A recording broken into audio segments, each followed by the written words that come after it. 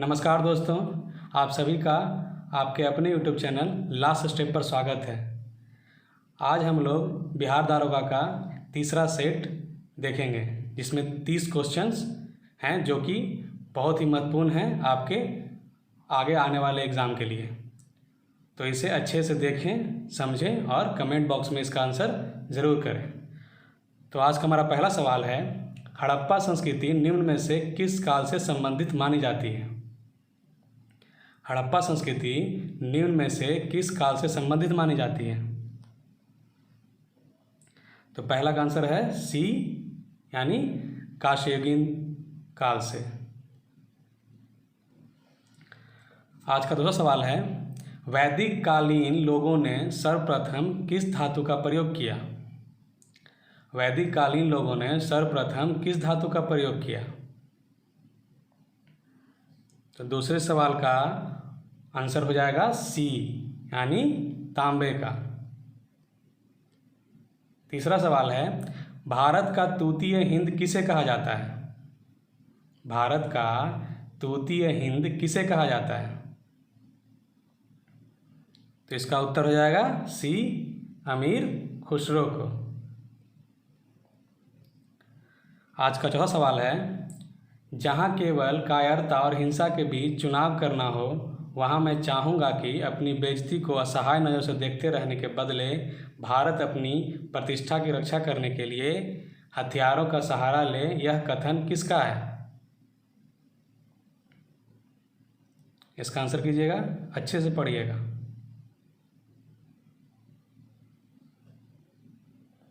तो चौथे सवाल का आंसर हो जाएगा डी, यानी महात्मा गांधी का। आज का पांचवा सवाल है, कांग्रेस के किस अधिवेशन में हिंदी को सर्वप्रथम राष्ट्रभाषा के रूप में प्रयुक्त किया गया? पांचवा सवाल है, कांग्रेस के किस अधिवेशन में हिंदी को सर्वप्रथम राष्ट्रभाषा के रूप में प्रयुक्त किया गया? तो पांचवें का उत्तर हो जाएगा बी, बेलगाम 1924। आज का छठा सवाल है, देश के कुल उत्पादन का लगभग 86% पाइराइट्स खनिज निम्न में से किस राज्य से निकाला जाता है?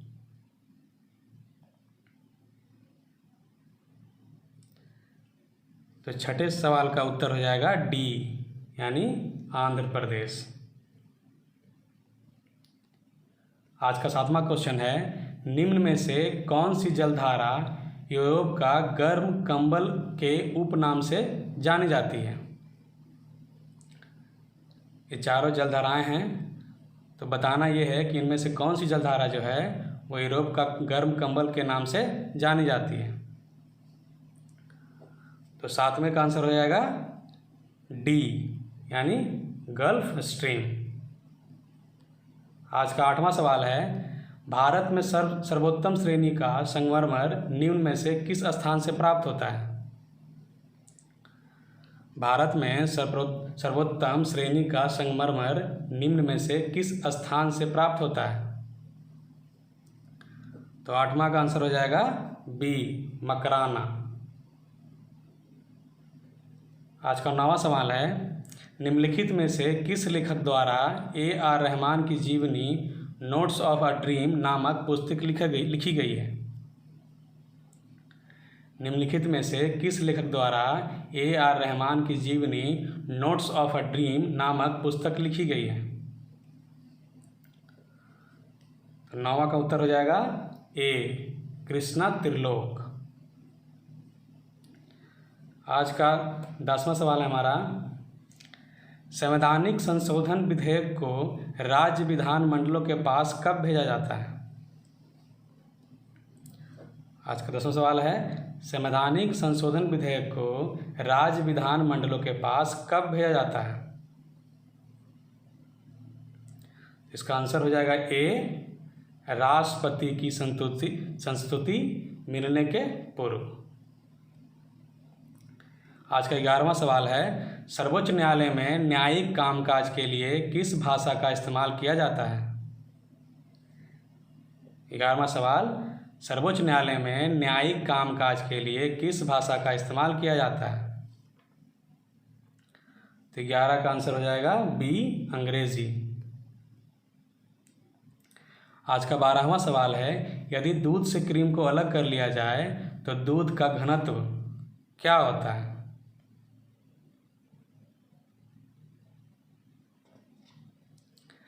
बारहवां सवाल है, यदि दूध से क्रीम को अलग कर दिया जाए तो दूध का घनत्व क्या होता है? तो 12 का आंसर हो जाएगा सी, यानी बढ़ जाता है। आज का 13वां सवाल है, जीवन की उत्पत्ति किस काल में हुई थी? आज का 13वां सवाल है कि जीवन की उत्पत्ति किस काल में हुई थी? तो 13 का हो जाएगा डी, यानी प्री कैम्बियन में।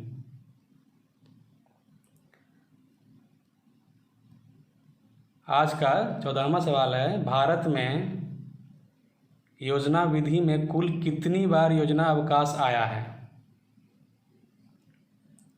14वां सवाल है, भारत में योजना विधि में कुल कितनी बार योजना अवकाश आया है? तो 14 का आंसर हो जाएगा बी, यानी 3 बार। 15वां सवाल है, भसीन पुरस्कार दिया जाता है। भसीन पुरस्कार किस क्षेत्र में दिया जाता है? 15वां सवाल। तो इसका आंसर हो जाएगा सी, यानी विज्ञान के क्षेत्र में। 16वां सवाल है, पिन कोड में प्रथम अंक संकेतित करता है। पिन कोड में प्रथम अंक संकेतित करता है, किसे करता है? किसको संकेत करता है पिन कोड में प्रथम अंक? तो 16वें सवाल का आंसर हो जाएगा बी, निश्चित क्षेत्र को। आज का 17वां सवाल है, चेंचू जनजाति किस प्रदेश के निवासी हैं? 17वां सवाल है, चेंचू जनजाति किस प्रदेश के निवासी हैं? तो 17 का आंसर हो जाएगा बी, यानी आंध्र प्रदेश के। आज का 18वां सवाल है, निम्न में से कौन सी नदी पाकिस्तान में नहीं बहती है? इनमें से कौन सी नदी है जो पाकिस्तान में नहीं बहती है? तो 18वें सवाल का उत्तर हो जाएगा ए, यानी ब्यास नदी। आज का 19 नंबर सवाल है, अंतर्राष्ट्रीय न्यायालय में कितने न्यायाधीश होते हैं? अंतर्राष्ट्रीय न्यायालय में कितने न्यायाधीश होते हैं? तो इसका आंसर हो जाएगा सी, यानी 37।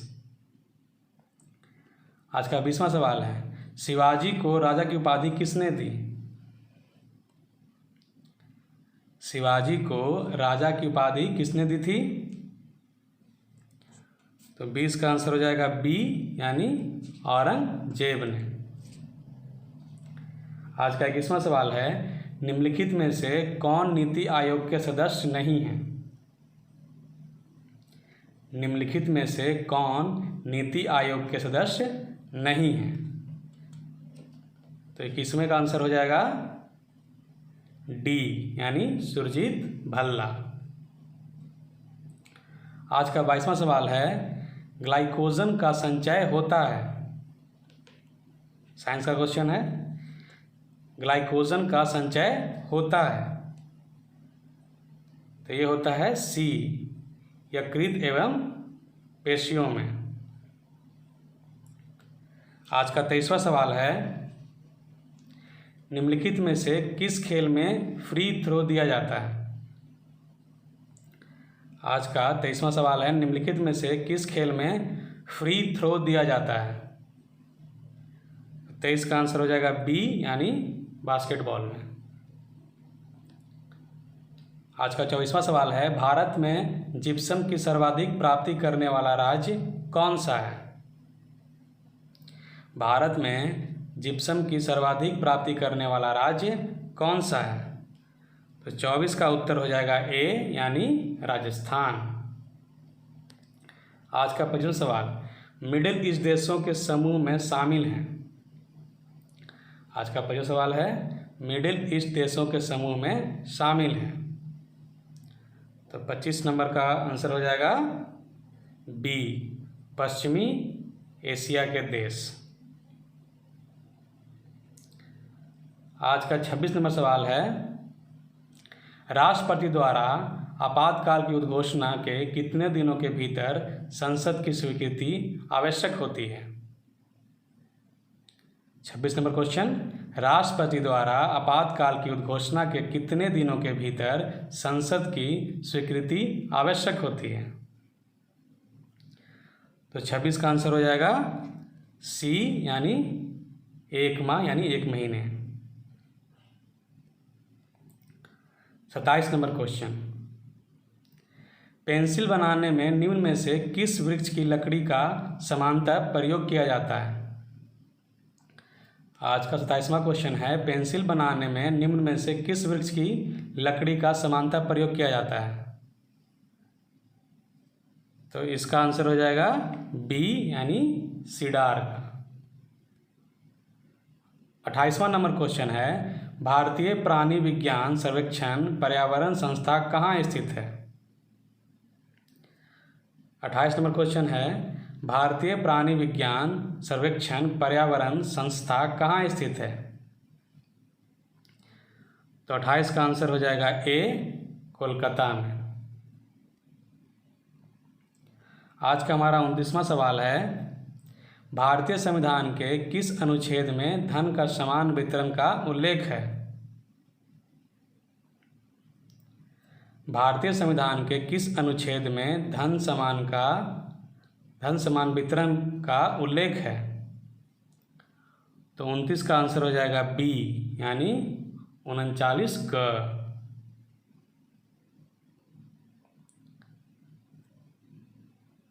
आज का 30वां नंबर क्वेश्चन है, एनसीईआरटी की पाठ्य पुस्तकों की आपूर्ति के लिए आरंभ किए गए वेब पोर्टल का नाम क्या है? 30 नंबर सवाल है, एनसीईआरटी की पाठ्य पुस्तकों की आपूर्ति के लिए आरंभ किए गए वेब पोर्टल का नाम क्या है? तो इसका आंसर हो जाएगा ए, www.ncertonline.nic.in। आज का 31वां नंबर क्वेश्चन है, इसका जवाब आप सभी को कमेंट बॉक्स में देना है। तो आज के लिए ये 30 नंबर का दारोगा का सेट समाप्त होता है और कल इसी समय पर हम दारोगा का चौथे सेट के साथ आप सभी से मिलेंगे।